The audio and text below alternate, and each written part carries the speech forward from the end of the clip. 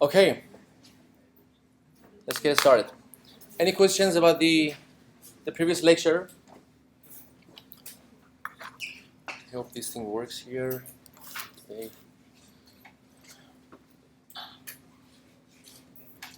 Okay, looks like working.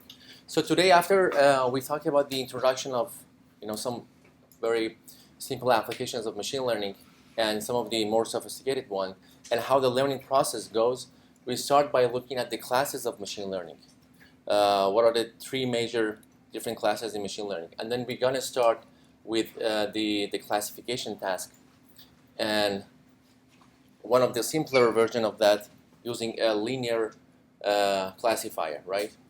Then at the end, we're going to have a quick look at a simple algorithm called Perceptron that does the learning for that linear classifier. Next lecture, we're going to talk about regression. And then perhaps by the next week or mid next week, you have been taught enough of materials to start working on your first assignment. But we'll see. Okay. Will you write something like the notes during the class? Would you save and upload that version? No. That I want to make sure that you just don't see the slides, because reading my notes as it is, if I save it like this, it's just a mess. Only you that have attended the class, you can understand what was behind it. And I prefer you guys to do it on your own, right? You just see me what I'm doing and replicate it on your own as you're in the class, right? Otherwise, you're gonna have some, annotations, random things that 2 months later, when you look at it, you don't understand anything. And specifically, my handwriting is not good, so I suggest not. Yeah. But as you just noticed, I'm trying to record sessions. I'll see if I'm gonna post it later on or not. But yeah, I would advise that you have the slides available, attend the class, and then see what's happening. Even have your own notes. Perhaps I don't write everything. You understand that at some point that slide needed some more information added, so you can add it yourself. You take your stuff, like everything, but still having that would be helpful if possible. I see. Okay. All right. So let's have a recap. On lesson 1, we talked about the three different lessons that we need to have in order to use machine learning. First of all, a pattern must exist, right? You need to have a pattern. No pattern, you don't have anything to learn. At some form, a pattern needs to exist in a machine learning enabled, let's say, project. So we talked about the induction versus deduction, and we talked about in induction we have the approach bottom up, whereas the deduction, it starts from some solid math from the top and then goes down into come to a conclusion of a deduction. So we talked about that machine learning uses an induction or an inductive bias using a prior knowledge. We talked about that classification of papaya. I'll have a quick review on that on the next slide as well. And most importantly, we need to have data, right? So no data, definitely no learning. So we have to learn the induction or inductive bias from the data. So we talked about the very small task of predicting the tastiness of papayas, and we thought, okay, we don't know how to classify it, but we think having two features as their size or as their color or as their softness might relate to classifying their tastiness. We could have added other things. It would have been worked better or not. We don't know unless we have the results. So we started first by choosing our feature representation, right? So our features were color and softness, these two features. Then we chose a class of predictors that come up with a hypothesis H, and this is within the class of all H's, right? So we could have many H's, H1 up to Hn, inside the big class of hypothesis. So that is specific hypothesis we chose is called H here, right? It could have been a line, it could have been a rectangular, it could have been any other shape, it could have been in higher dimensions. since we have two-dimensional features, our predictor could be only a line or a two-dimensional space, right? But expanded in a feature space of 200, 300, you're going to have a more sophisticated shape that is not even be visualizable. So we started by collecting our data. So each of these represents one of the points. Either could be black or red, right? So I'm just write BR, one of these points. And we sort of try to feed a model that choose a predictor from that set of capital H, and using an empirical risk minimization. So iteratively, we sort of figure out where to put that predictor there. And at the end, that predictor where was fixed is trying to mimic the unknown function of f, and the unknown function of f was the tastiness of papayas, right? Our H is trying to predict the unknown function of f, which we don't know. This is our prediction.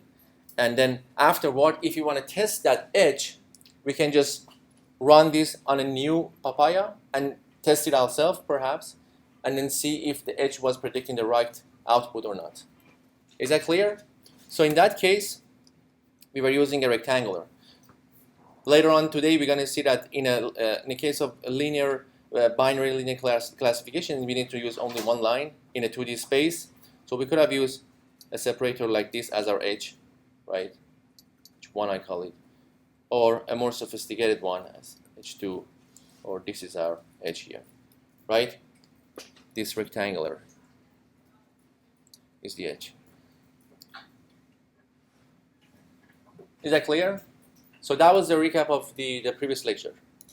So now that we know the general process of applying machine learning, let's see what are the major classes are within machine learning. So we have three major classes.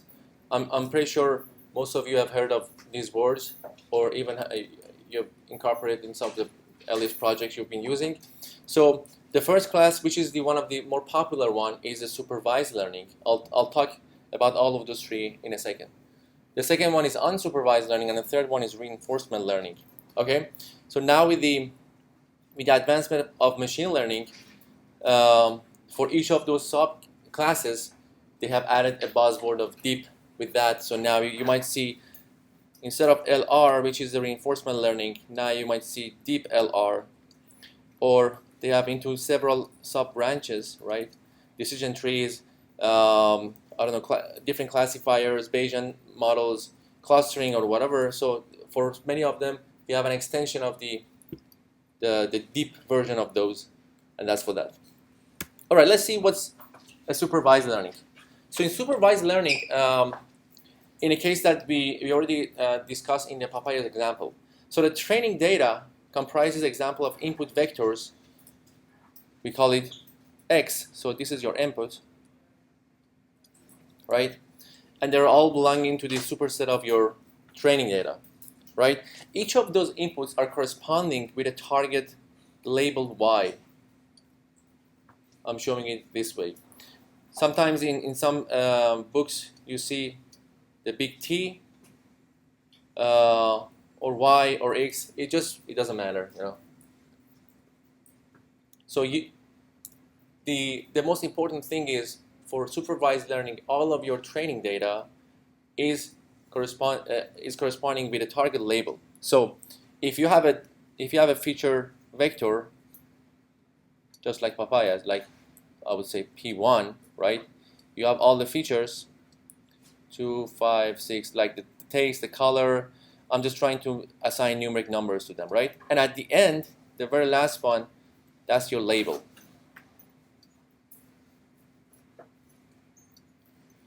I'm always confused with the typo on the labels.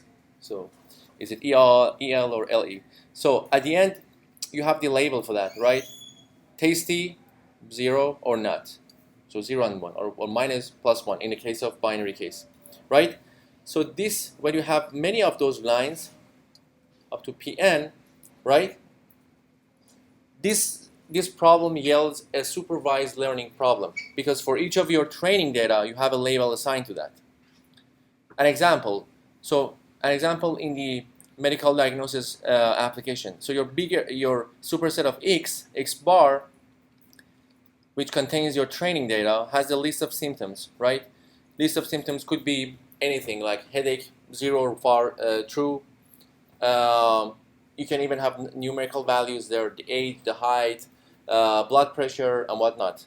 And at the end, your label says that the diagnosis was that the patient was ill or not, right? Sick or not.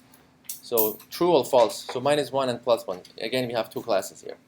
Another example for our supervised learning training data is a handwritten digit, right? So the X bar comprises of images of those digits. So from 0 to 10, 0 to 9. So the output label of Y contains those 10 classes, right? So instead of 2 classes, now we have 10 classes. Another case, you want to classify coins, so your X bar contains, using 2 features, so your feature vector has only 2, X1 and X2, and your output is whether or not the coin was a 5 cent, a quarter, dime, 20, 50, or in this case we had only 4 classes. Okay? So, as an example, you have this. My 2 features are size and mass. So I'm using, this is my first feature, X1. I'm going to call this X2, right? And I have some observation. So at the end, I can sort of find a way to classify them, perhaps with a line, like H1, H2, H3, or another more complex way of classifying it with a polynomial, something like this, H4, right? All of them or one of them. This is one way. Is that clear?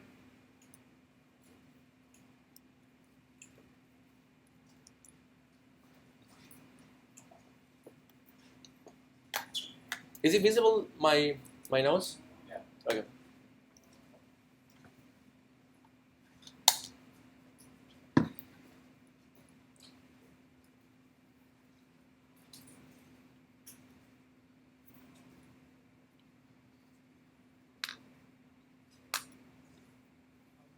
So the classification is done generally with the unsupervised learning. No, classification is one of the sub-tasks that we do with supervised learning. Yeah. You might be referring to clustering. Yeah, clustering is one of the classes of unsupervised learning. We talked about it later. Yeah. Can you just explain one more time why we had the rectangle on the other slide and we have lines? I mean, that was just one way to represent your hypothesis, right? You could have any way. I mean, you know, your general, capital H contains unlimited hypotheses, H1 up to Hn, right? It's your choice that you find one of them that works the best in your problem. And you use any sort of iterative minimization, ARM, or many other techniques that choose one of them that works the best. It turned out for some of the well-known machine learning models, some of those, or one of them actually outperforms the rest. For instance, in the case of classification, Perceptron works the best, right? For neural network, backpropagation works the best. For a neural network connection, when you have all those weights and biases up to softmax. So the way we train, we can use backprop. For SVMs, normally we use quadratic programming. So these are well known and established, but it doesn't hinder you to use anything else. It's just a matter that you don't have the high accuracy as should be, right? Okay, so for both the lines or the curve or just the rectangular, we're still talking about linear classifications, right? So that rectangular won't be linear anymore. because rectangle is not linear, right?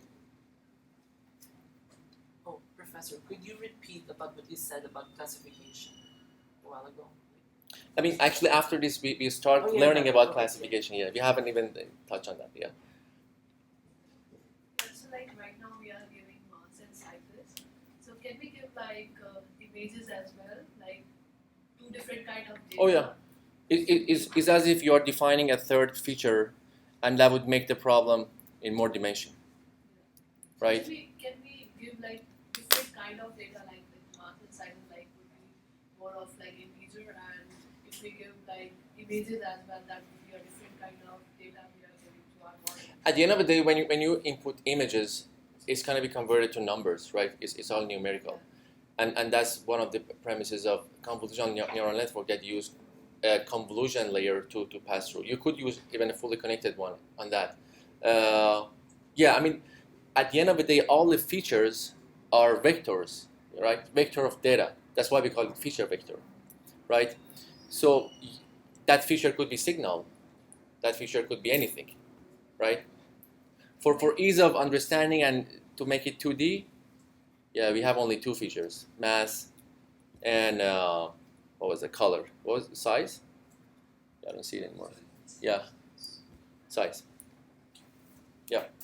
So in the last example that you have shown, so it's 10, 1, 5, 25, and how are you separating them using linear, like using? So this is what we're gonna learn today in the classification problem. I'm just trying to showcase you the big problem of the class of supervised learning.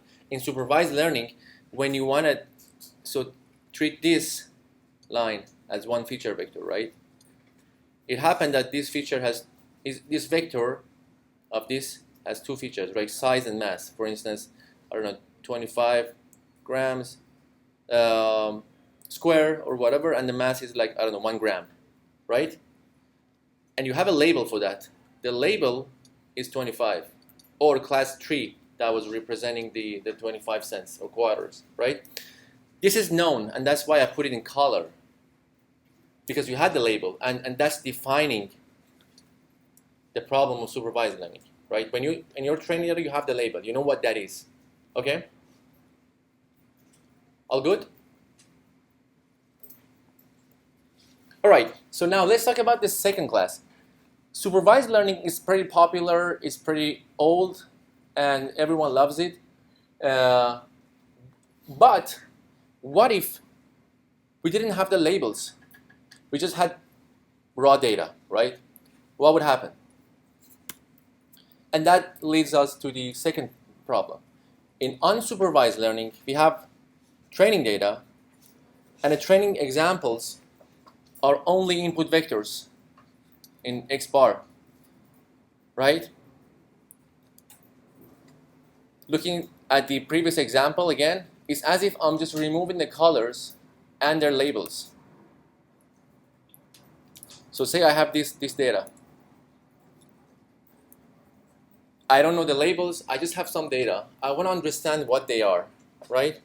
So still using those two features that I defined previously, size and mass, I'm able to sort of visualize them and understand that, okay, like the distribution works like they're going this way and there is a gap here and there perhaps. So that leaves me actually, if I want to cluster them, which is one of the techniques in unsupervised learning, perhaps it makes sense if I just have one class here and then one class there. But for these, I'm not sure if I want to split it in half from here, or just leave it in 3 classes, right? In either way, I have some. I'm gonna have some, error in my clustering. So as you see, unsupervised learning is much harder to tackle. That's why there are fewer, let's say, work on the field. But recently, it has been gained quite a lot of, attraction. The point is, many of the world-class problems are within this class. For instance,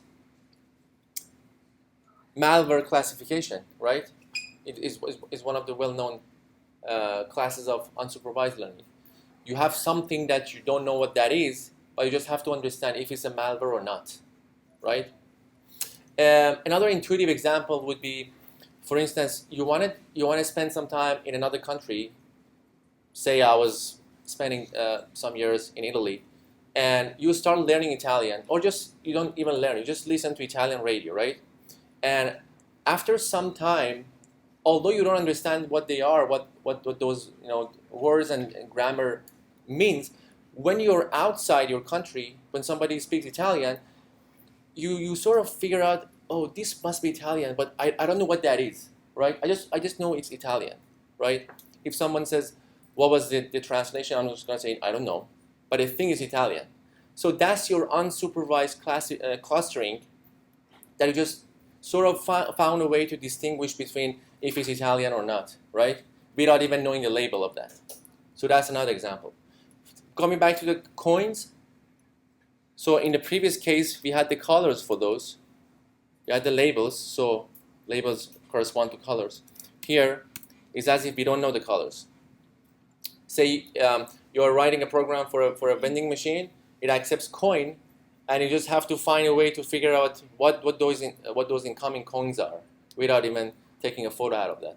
I mean, because our features doesn't require that, right? Our feature only requires the size and mass. If we would have, if we had defined another feature as a photo, that would solve the problem. But say we don't have the luxury of having an extra feature on that. So that's for this. Another famous class of problems for unsupervised learning is reducing your dimension of data. A well-known technique is called principal component analysis, or PCA. There is also factor analysis, FA. We have recently autoencoders. It's very hot in deep learning now. So these are the different classes of application you can use for reducing a dimension of your data. So suppose your X vector, your big X, which is a training X, has X1, Y1 up to X20 and Y100. So you have 100 features, right? 100 columns. And you want to, it's too much to process, perhaps. You want to reduce your dimension to only 5, right? You want to have only 5 features. How do you start from this and come up with X1, a new set of X, which I call it X prime, X1, Y1 up to X20, Y5, right? So instead of having this original X from 1 to 100, I'm having, still this is 20, I have 20, I have 5, right? Still this is 20, my X prime is 5, right? I am reducing the dimension of my data, downsampling, or what they call it, dimension reduction. So this is another useful example of that. Clustering is one of the other famous techniques for unsupervised learning. We definitely have clustering. I'm not sure about the PCA or if fractal analysis. I'll try to present something after we touch on clustering. It depends on the time constraint. All right, questions? Now the third class that is sort of stuck in let me just tell you that now we have another subclass of this. They call it semi-supervised.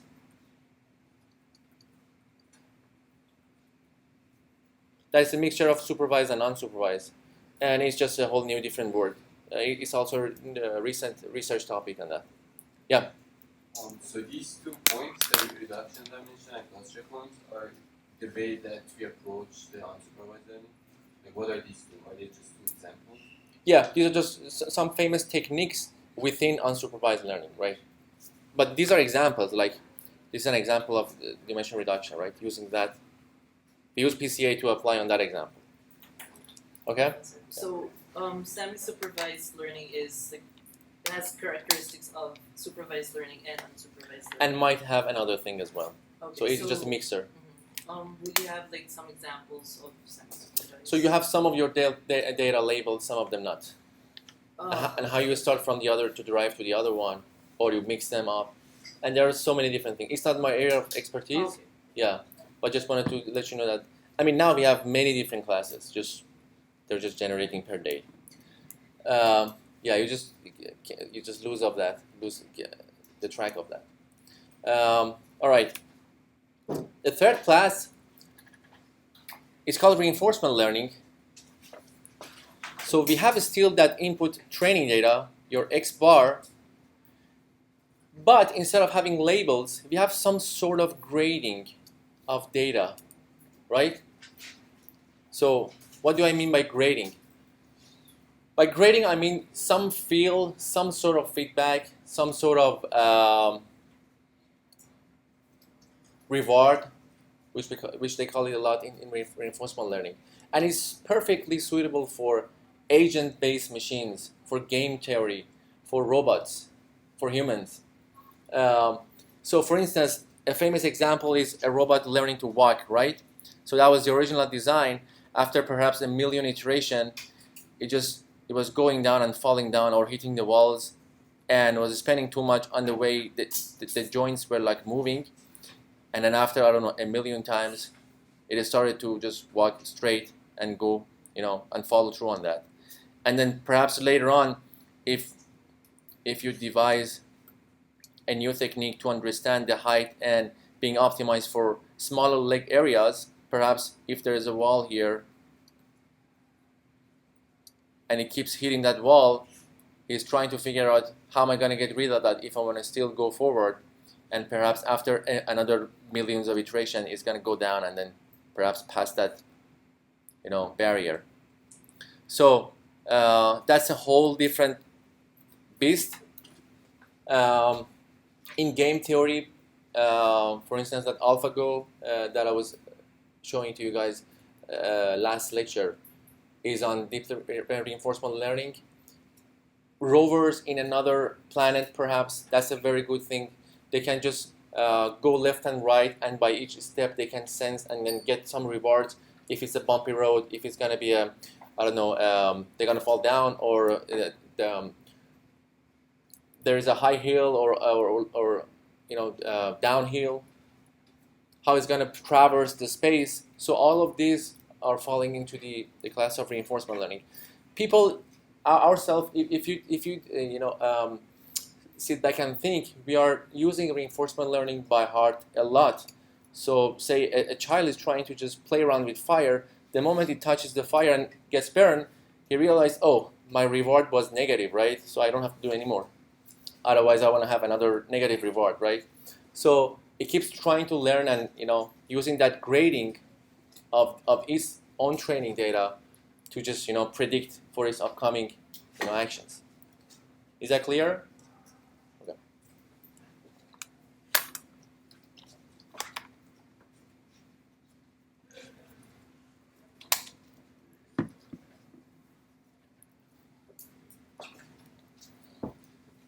Okay. So, and these are the reading sections that I'm trying to show. Sometimes I'm going back and forth in the book, so at least where to have the read. Now that I brought up here, I was exchanging email with your one of you guys gave me that for obtaining the deep learning book.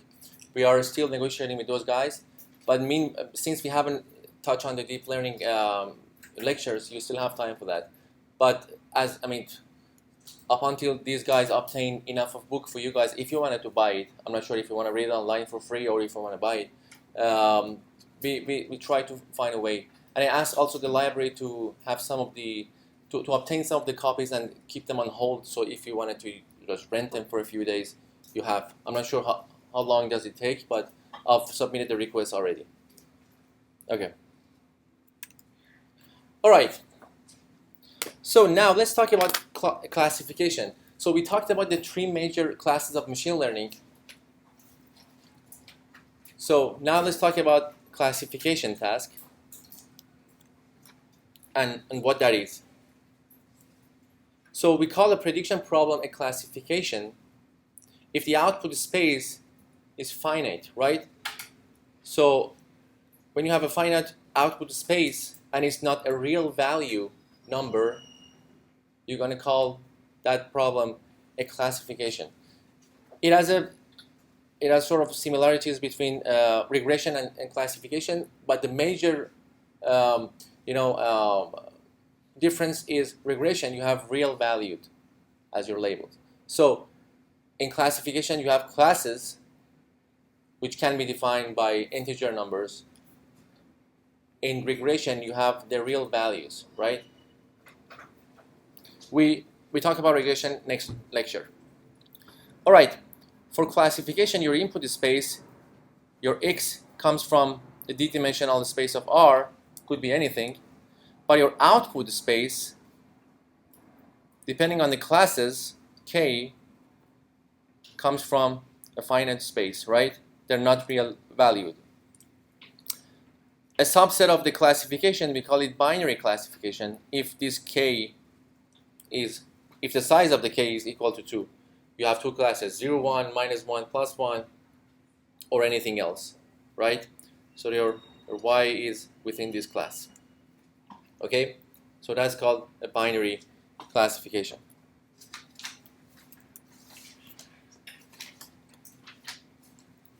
So the goal for classification in a d-dimensional space is we want to find a y of w of x. W is the vector of weights, which are your features. So returning to the coin, those two were your features. You can call it w1 and w2, right? They are belonging to the vector of w's for you. And we have w1 x1, w2 x2 up to wd xd because we have d of those, right?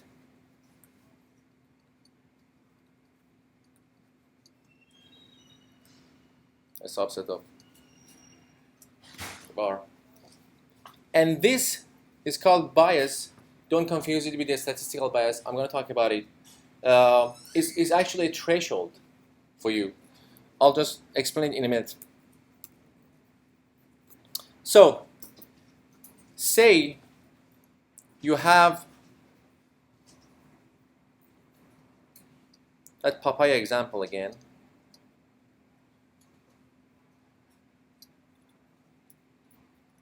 So I have one x's as a vector. I have one vector as my w's, which are the features, right? So w1, w2, and x1, x2. For each of those observation, I have a new w. So if I have many x, I have many w's. This makes it in 3D. Let's talk about something that is easier to show in 2D.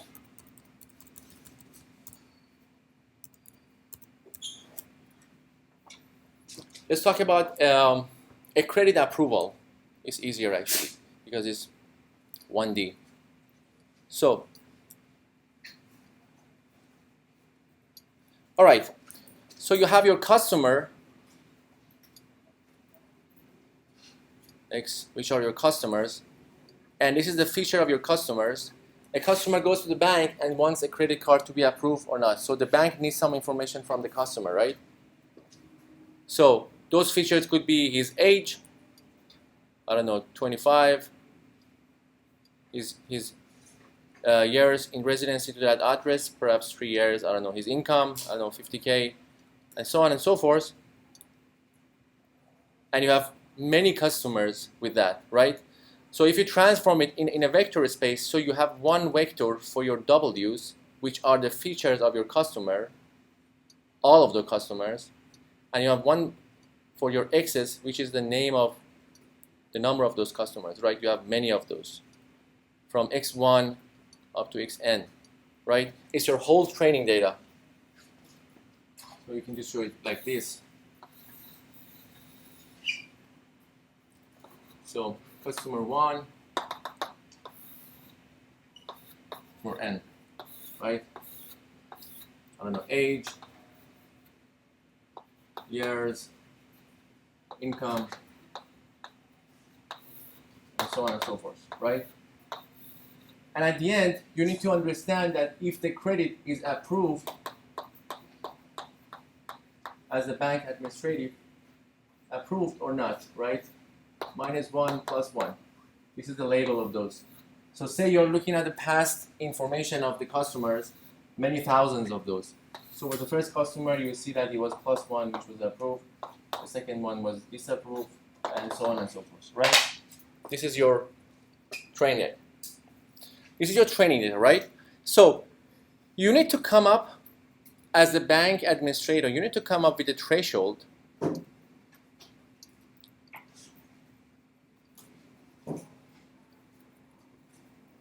that says if the combination of this and the weights you are giving to each of those, W1, W2, Wn, right?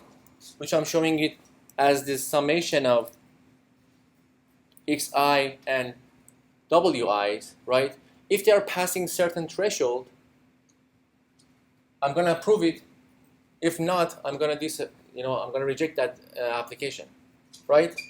So this B actually stands for that, and this sign is an identity matrix. It just returns a sign like either plus or minus, right?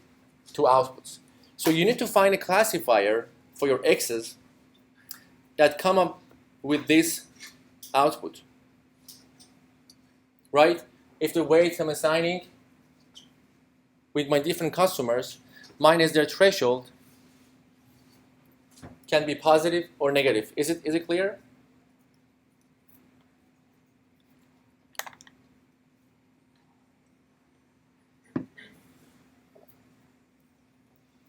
So now I have to understand how am I going to solve this, right?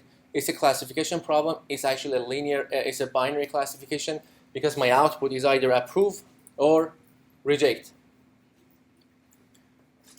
Okay? So let's see other examples, by the way. So for instance, you have email spam detection, spam or non-spam, right? +1 and -1.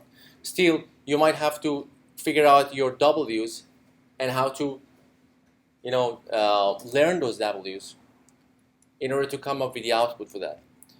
Another application is medical diagnosis. For instance, the patient has diabetes or not, he's healthy. Papaya, we talked about it for image classification. We have more classes in this case, so it's not a binary anymore. So now, I'm going to go back here. I talked about it for your question, if you recall, that the hypothesis class for classifications could be anything. Like we can use decision trees, we can use rectangles, as in the case of papayas. In neural network, we can use anything else. So it depends on the type of problem and the type of output you want to have in your hypothesis. So now we're going to come back to how to solve that binary linear classification. Okay. So before we solve it, we want to make sure that we are trying to understand how do we evaluate our predictor, right? So I was talking in the first lecture, I was talking about the unknown function of f. Say you have two x's, x1 and x2 as your features, and you have some data, right? This is unknown. That's the real magical function that would, you give it the x, and it would output your points here, right? This is unknown. So what you want to do is you want to predict f using h, which is your hypothesis. So your h might come up somewhere close to that, or just a straight line, right? Say that was your f. So this is your prediction. How are we going to evaluate this? We have the points. We don't have the f for sure, but we have the points.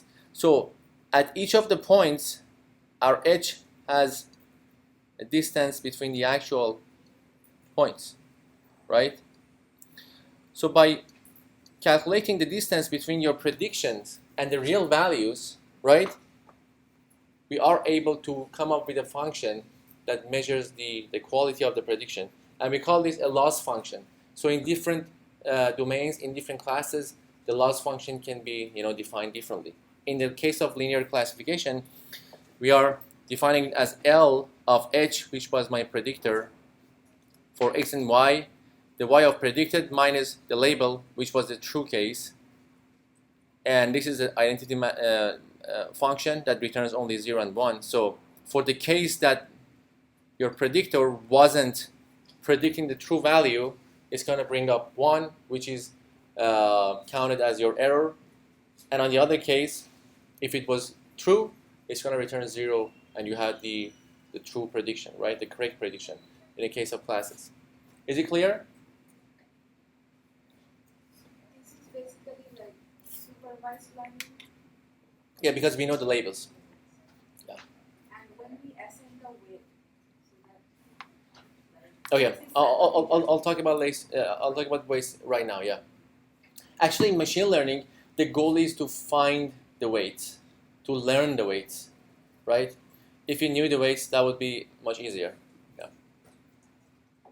What is a T over there? It's representing true value, which is the actual value.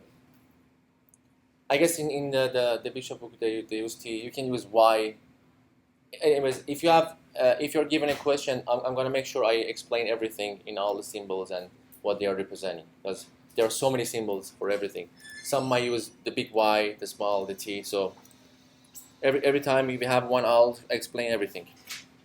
So this just returns your prediction, and just make sure that if the prediction was not equal to your true value, it's going to return as 1 as your error rate, right? So this is called a loss function. In regression problem, we have different loss function. In neural network, we have another one.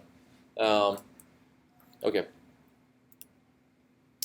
So let's find a way to solve that linear classifier that I just described previously.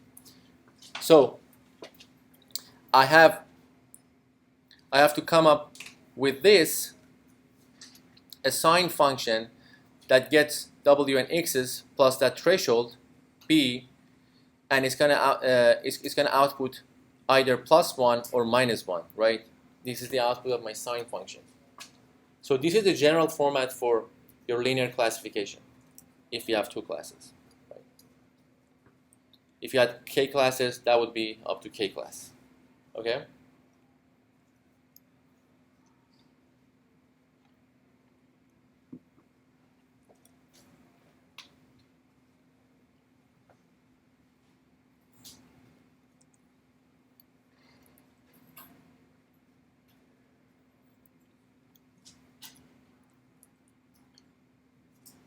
All right.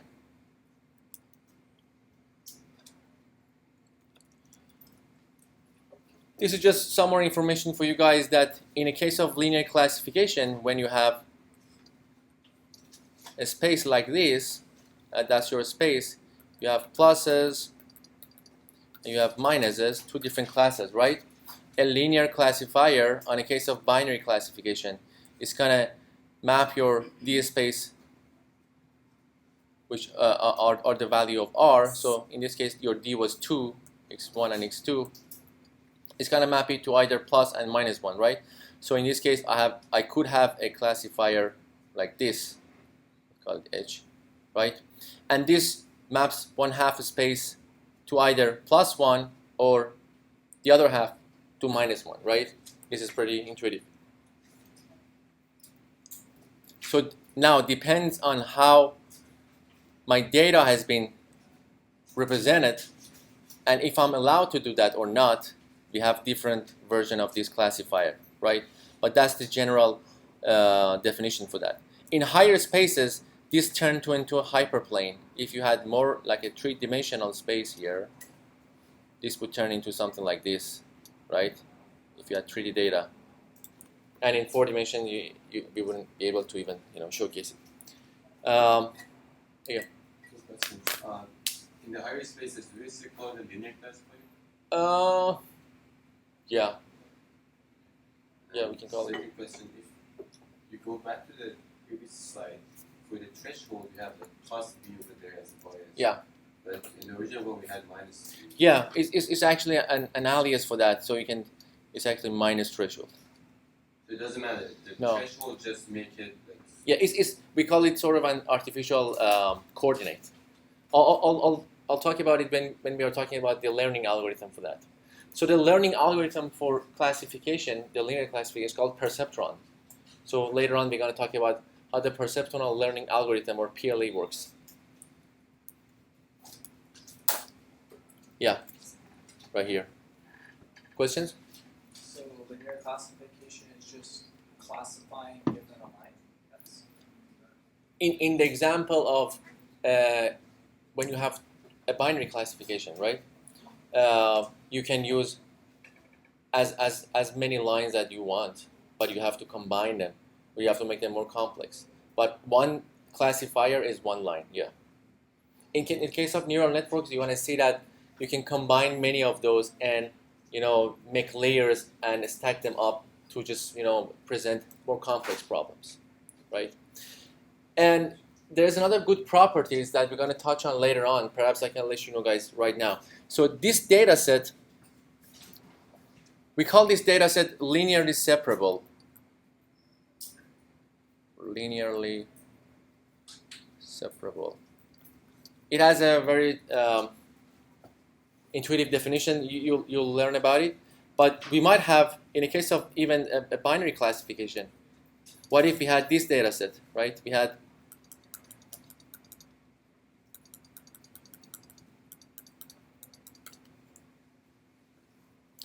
right? Using a linear classifier, there's no way we can classify this with one line. Why? Because in any ways, I have error, right? And this is called a nonlinear separable data set. In that case, we have to transform the data, and the rest of the story you'll learn in a few lectures. Okay, so this is not a linearly separable. So our assumption is that when we apply a linear classifier, your data set is linearly separable. Otherwise, at some point, we're going to have some prediction error, no matter what. So how would we complete the illusion that the data is linearly separable? It has a very small and easy property. You can just make sure that it's linearly separable or not. And if not, you can apply other techniques to that. You can transform your data into another prime space and then apply that. Or you can use more classifiers, like 2-3 lines. And yeah, the rest of the techniques we can apply.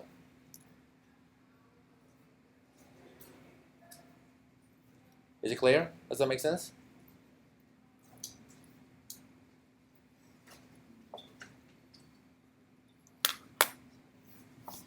Okay. So, assuming that your data is linearly separable, we are trying to find a way to train and learn a classifier, 1H, for instance, that classify our data of pluses and minuses, right? Let's see how we're going to do that. Let's see if we start, because normally we start randomly, right? Say that was your space.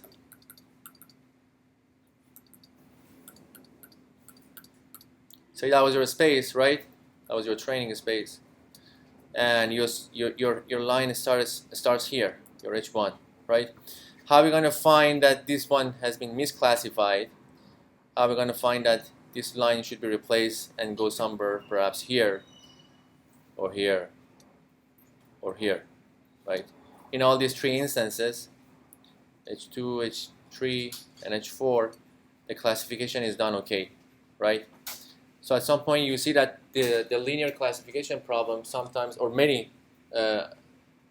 most certainly always, has not only one solution, but many solutions. just to give you an idea of what to expect from SVMs, SVMs is another class of machine learning that sort of finds this band that the classifier can play around in order to classify that, right? So it's going to give you a range of boundaries instead of only one line. But that's for later. Okay? Have I confused you enough? What do you call that again? That one that separates it in SVMs. It's still a classifier, but it finds a boundary for that. Yeah. It has a width. So you'll actually learn that width that you can apply that classifier. Or perhaps it had a name. Yeah, I can't recall. Yeah, I forgot. That's right. I forgot myself.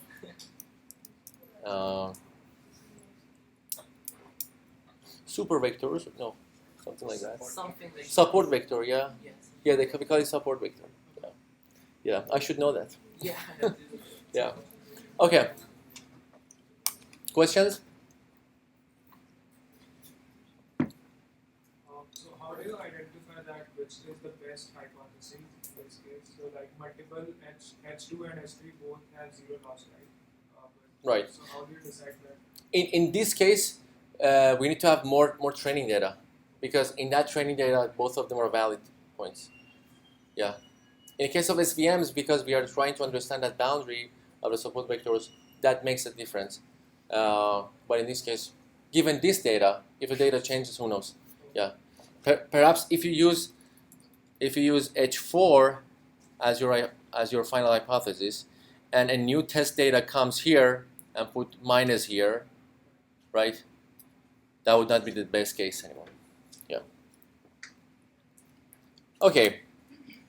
So now let's see how we're going to simplify this notion of sine W and X plus your threshold, or plus B, which was minus your threshold, right? How are we going to get rid of B? So we can actually reduce the classification with a linear classifier, the dimensional of R, to classification with homogeneous linear classifier of D plus 1. So instead of having from 1 to D, we can transform the space to have from 0 to D, right? This shows D plus 1. And that 0 coordinate is actually your B that we are trying to get rid of. So in the summation of your sine function, instead of having this minus B, which was the threshold, so we assign an artificial coordinate of W0, and we call X0 as 1, right? And this simplifies this. So instead of starting from I equal to 1, we start from I0 to D, and that makes it to D plus 1, right? Which is this. W0 is I'm sorry? W0 would be Yes. Yeah, that's right. So this is just an artificial coordinate. It doesn't changes anything, but it just makes our formula, simpler to understand. So if you transform this to a vector space, in vector space you have this.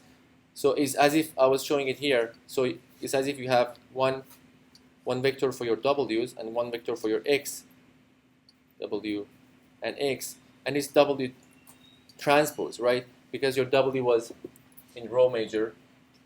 So say it was like this, one of them. So that was your W. So W transpose is this, right? You're just trying to transpose it to have the representation in vector space. So actually we can do the vector arithmetic, right? So the first one is W0, which we just add, and X0. And the rest were the same, X1 up to XD, W1 up to WD. Okay? So adding these two, and in overall we have D plus 1. Changes our hypothesis X from this to this. Okay?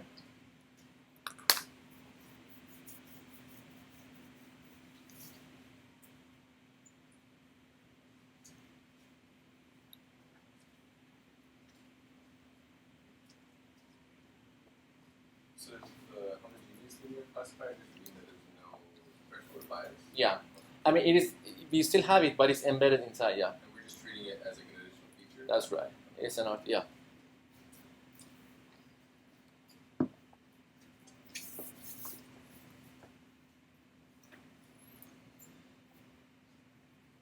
So the bulk of the materials were from the previous Professor Ruth Erner. So she has a strong background in math and theoretical machine learning.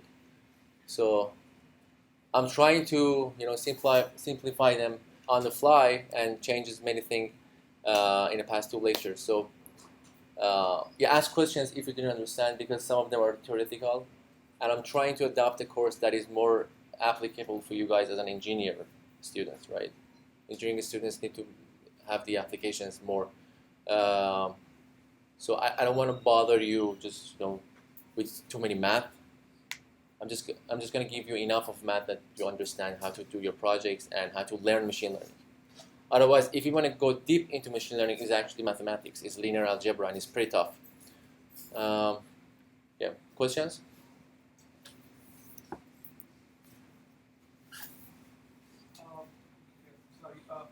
I just have a general question, like why do we need in our hypothesis function? Why do we need this bias?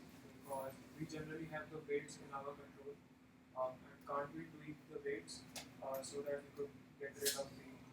Yeah, that's a good question. So say, I'm just finding some space here. Say you have, so we were talking about Wx, right? Wixi plus b. And in the case of the credit card approval, disapproval, I was talking about the threshold that the bank assigns to approve or disapprove, right? Say you go to the bank B, right? They have their own threshold.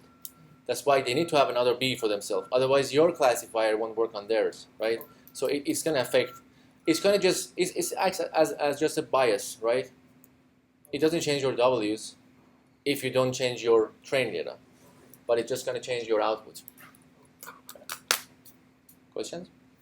Just get rid of this.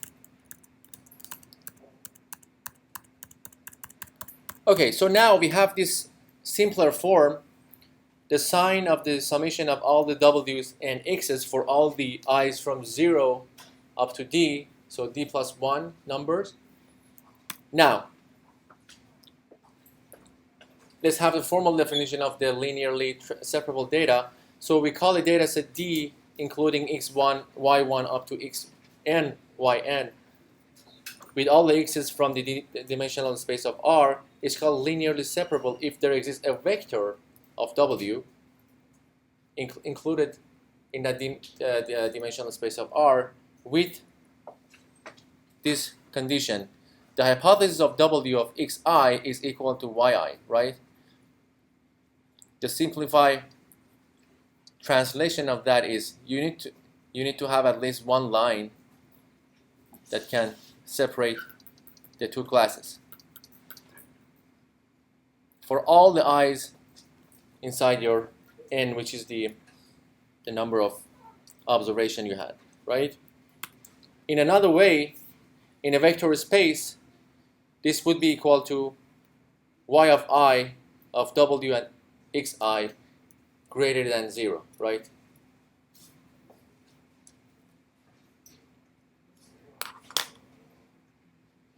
So if one of the points is misclassified, it's no longer then separable? No, if one of the points is misclassified, it might be the case that your classifier doesn't work well. It needs to get trained. But if there was no way that a classifier can learn because of the way the data set has been drowned, that might be the case that it was not linearly separable, right? Because in the case of this, if you have this data which is still linearly separable, this is linearly separable, right? But your classifier is here, your H. You have one misclassified point, but it doesn't mean that your data wasn't linearly separable, right? You just have to update your hypothesis towards some iterations and find the better line that classified them. Yeah. Yep. You said for linearly separable data, do we need just one classifier, or it can be like In the case of linear classification, yeah.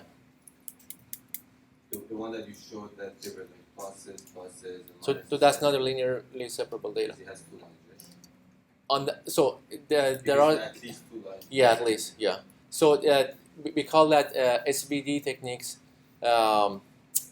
We find at least how many classifier it needs to classify that. If So- that number is one, that's a linear separable. Yeah, that's right. Yeah. Like if we have like more than two classes, then in case we need multiple hypotheses. Yes, yes. So that would be also a linear classifier. But with Yes, you can say that, yeah. What if like it's almost like linear, like there's only like one point which is like on the other side of something, it's like 1% error or something. I mean, just don't confuse the fact that you have prediction error, which was that case. This is having this line Yeah. and this data set. You have one, so you have 5 of them correct and 1 incorrect, and say you had 5 and 1, 6. You have 4 here. So out of 10, you had 1 incorrect, so you had 10% error rate, right? But this doesn't mean that this is not a linearly separable data set. This is a linearly separable data set. Because if you train your hypothesis using, for instance, PLA that we're going to see in next slide, it's going to come up and test the points and iterate over them, and then finally it's going to converge to this point. One of these points that classify them correctly. This, or here, right? Either of these. So don't confuse your misclassifications with not be able to apply a linear classification on a non-linear separable data. Okay. Could you explain the second line again? It says note that the vector space. So in vector space, if you transfer this, each of them, if you treat them in vector, this actually translates into this. You can actually try it at home.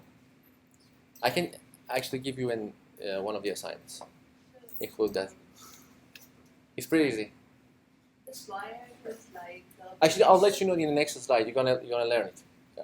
this yi is a prediction of hypothesis, right? So it can be negative also, right? What? Let's suppose The y? Yeah, y. Yeah. She's getting to the point of your answer. Yeah. So this yi is the R prediction, right? It could be negative also. If Right. you have a classification Right. of like -1 or +1. Right. Right. So y it was written as equivalent to greater than 0. Because if y is -1, your h would have been -1 to make it true, right? And -1 is going to be plus again. And that's exactly what we're going to talk about the PLA in next slide. How it's going to converge. But very good question. So that's a wrap up for your linear and nonlinear separable. You see here with no linear line, I'm able to classify them, right?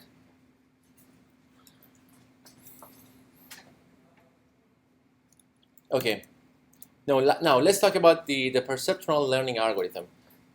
How are we going to start from a misclassified point within a linearly separable data and come up after some iterations with a perfect classification? Actually, this algorithm is pretty old, perhaps 1960, I would say, or 1962.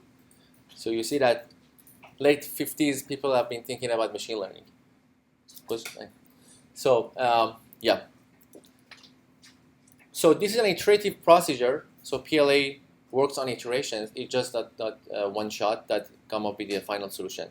It has some iterations, right? It works only if the data within your data set D is separable, right? The algorithm depends on how separable the data set is. Sometimes it's going to converge slower and sometimes faster, but eventually it guarantees that it's going to find the perfect solution for your data. So these are the assumptions. All right, coming back to your question. in the case of linear, binary linear classification, right? We have two classes, -1 and +1. So there are only two cases that we have a misclassified point, right? Either your WI was +1, right? Which your prediction was +1, and your true value of the class was -1, right? This one was -1, and you predicted, okay, the guy is sick, but he wasn't, right? On the other case, you were predicting it was -1, but the actual true value, we call it TI here, it was +1. So these are two cases that PLA needs to resolve. And if none of the points have these two cases, that means that all the points are, correctly classified, and it's going to stop after that. Okay? So when I say this, the sign of WT, W transpose, and your XI is not equal to YI, right? It's going to yield this. So how are we going to solve this? So the algorithm actually starts with an initialization of any W to 0, right? And then, so you have some points, and it's going to start with a random line like here. And then, if there exists an I with Y smaller or equal than 0, which is a misclassified point, for instance, this, it's going to update the W of this line, your H, right? It's a linear line, it has a W, right? It's the weight of the line. It's going to update that, so we're going to actually learn a new weight for this H using WY, the old W, plus YIXI. I'll explain why this is the case. And then it's going to carry on in a loop for all the points, and if we finally arrive perhaps here, I'm going to say end. And if none of the points were misclassified, which none of them had this condition, it can stop. It's going to output the W of the line here, right? And that was one of the questions that you were asking, how the W is getting assigned. We're actually learning the W for the perceptron, right? This is how we train your very simple classifier. Okay, so let's talk about how we're going to update this, right? In vector space, when we have two vectors, so with the vector of x, say my left hand is the vector of x, right? Your W, if they are having less than 90 degrees, right? The sign of this must be positive, right? So if the sign of this was negative, that means that we had a misclassification, right? On the other side, if you have the vector of x and vector of w's, they have more than 90 degrees, the sign of that in vector space is going to be -1, right?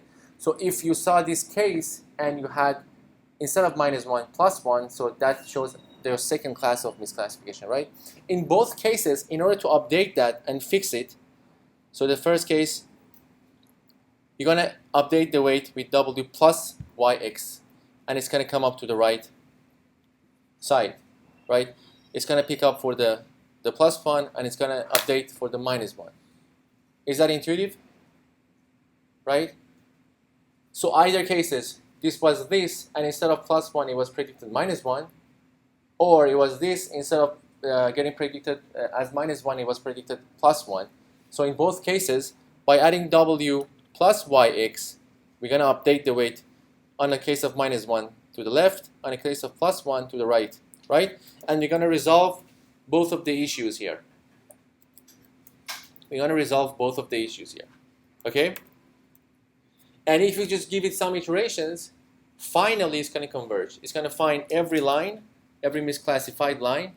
It's going to update its weight by the new weight of the next iteration equal to the previous old weight plus YI/XI, right? And then carries on testing other points and it stops. Okay?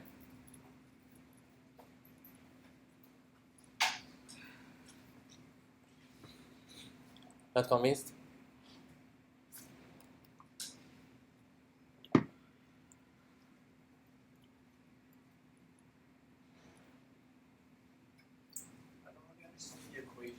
yi and then the angle brackets w and xi. Here? Is that a dot product? Like what's like the calculation? How does that? Yeah. So you multiply, In vector space is a dot product, yeah. so you dot the w and the x, or, and Yeah. then you multiply that by yi. Yeah. And then that'll give you 0 or not. So in order to update, we're gonna add actually the dot product of yx with w. So y plus yx, right? So actually we wanted to start. So this case, the first case, you have more than 90 degrees, right? Say it was 90 here. So your w and x has more than 90 degrees. So the output must have been -1, right? The sign output. The sign output of your wx, right, must have been -1, and it's not because it has been classified as +1, right? So that's the misclassification here. How am I gonna update my line, my perceptron? This is the weight of my H, right? H line.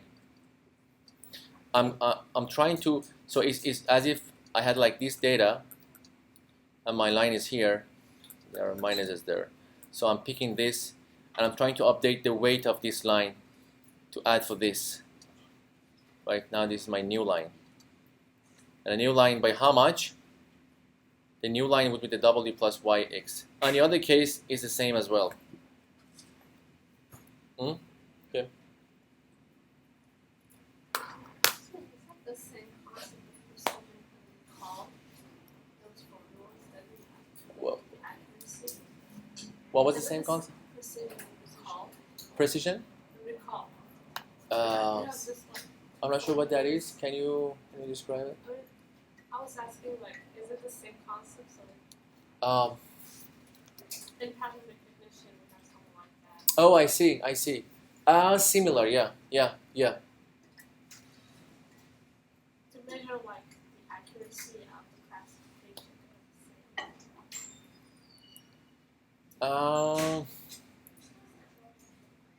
I can't say it's exactly the same. We can talk about it offline if you want. Yeah. Questions? Can you go back to the previous slide? So, like, this we are updating the weights, right? Right. So, like, every feature has its weight, right? Every? Feature has its weight. Right. So, like, we are updating all the feature weights simultaneously, parallelly, No, not simultaneously, one by one. just one by one. For every misclassified point, right? So basically, I mean, first we are, so like, we are updating for every feature, right? Here. And We are updating. So we are updating the classifier's weight based on each of those instances of misclassification, right? So like. We are using those weights to update our hypothesis line, right? So here, for w to the power y, like, it's just power, just like. No, it is a vector notation. Yeah, it's a vector notation. And you know what? In order to make you less confusing, I'm trying to come up with a easier, yeah. Because I've tried to change many of those already. That's why you have like images here in the middle, and then some of them has been changed.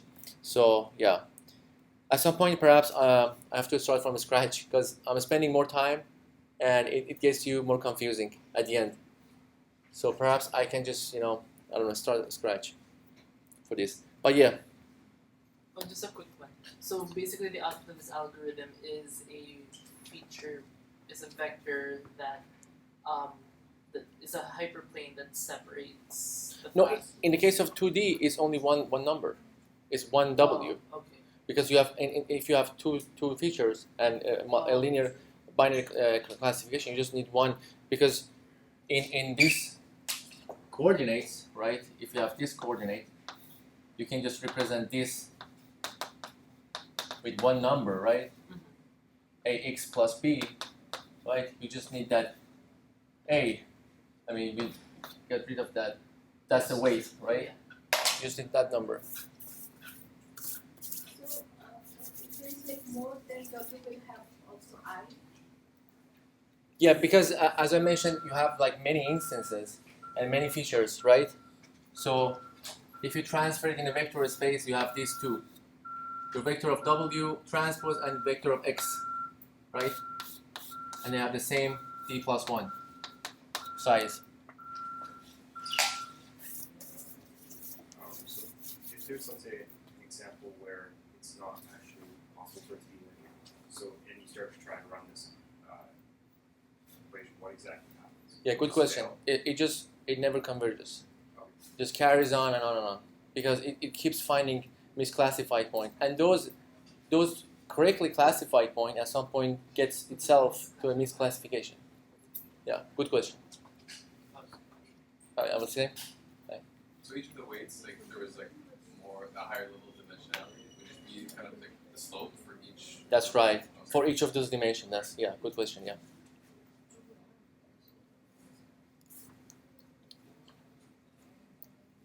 Okay. So PEng and only be when we have only one feature. I'm sorry.